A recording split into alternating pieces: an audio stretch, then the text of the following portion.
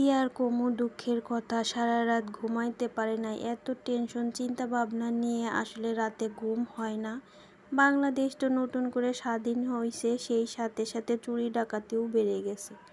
So hello everyone, আসসালামু আলাইকুম। কেমন আছেন সবাই? আশা করছি যে যেখানে আছে সবাই ভালো আছেন, সুস্থ আছেন। নতুন একটা আমার ডেইলি ব্লগে আপনাদের সবাইকে ওয়েলকাম জানাচ্ছি। আমাদের এই দেশটা আবার স্বাধীন হয়েছে নতুন করে, আমরা স্বাধীনতা পাইছি। তো সেই সাথে সাথে চুরি ডাকাতি ছিনতাই রাহাজারি এগুলোও বেড়ে গেছে একদম।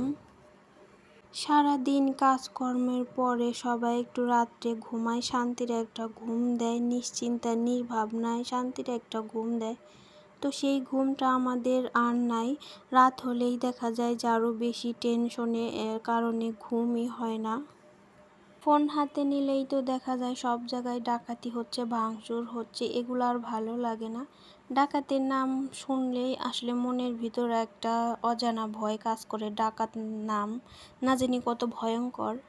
ঢাকা শহরে আশেপাশে সব জায়গায় ডাকাতির কথা শোনা যাচ্ছে। আমাদের সাভারেও রাত্রেবেলা গতকাল রাত্রে মাইকিং করছে, প্রতিটা মসজিদ থেকে মাইকিং করা হয়েছে যে ডাকাত নামছে, আপনারা সবাই সাবধানে থাকেন যার যার মতো। ইভেন রাস্তাঘাটেও জনসাধারণ একদম নেমে গিয়েছিল ডাকাতের কথা শুনে। এই যে একটা আতঙ্কর ভিতরে থাকতেই আসলে ভয় লাগে।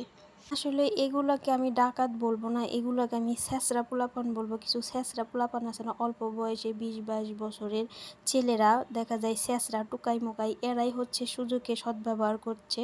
দেখছে যে প্রশাসন এখন নাই, এখন ডাকাতি করে তারা একটু সুবিধা পাবে, এই জন্যে সবাই কিছু ছ্যাঁচড়া পোলাপান আছে এগুলাই নেমে পড়ছে। কয়েকটা রাত ধরে একদম নির্ঘুমে কাটছে, রাত হলে আর ঘুম ধরতেছে না চিন্তায়। 1971 সালে নাকি এরকম স্বাধীনের পরে লুটপাট বেড়ে গিয়েছিল, এরকম হয়েছিল। 2024 সালে এসে স্বাধীনতার পরও এরকম লুটপাট বেড়ে গিয়েছে। কবে যে সব কিছু ভালোই ঠিক হয়ে যাবে, আল্লাহর কাছে সবসময় দোয়া করি সব কিছুর জন্য খুব স্মুথলি ভালোভাবে ঠিক হয়ে যায়, ঠিক আগের মতো।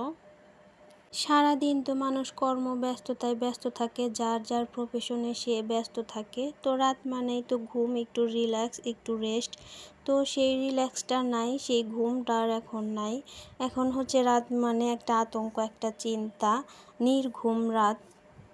তবে আমরা আশা রাখছি যে খুব তাড়াতাড়ি এই সমস্যা সমাধান হয়ে যাবে, একটু সময়ের ব্যাপার মাত্র। এত কিছুর মাঝেও যে আমরা নতুন করে আবার স্বাধীনতা পেয়েছি, এই জন্যে আলহামদুলিল্লাহ। আশা রাখছি খুব তাড়াতাড়ি এই খারাপ সময় থেকে আমরা ভালো সময় চলে আসব। কোনো কিছু ভালো পেতে হলে তো একটু কষ্ট করতেই হবে। তো যাই হোক, কথা বলতে বলতে আমার ভিডিওটা একদম শেষ পর্যায়ে চলে এসেছে।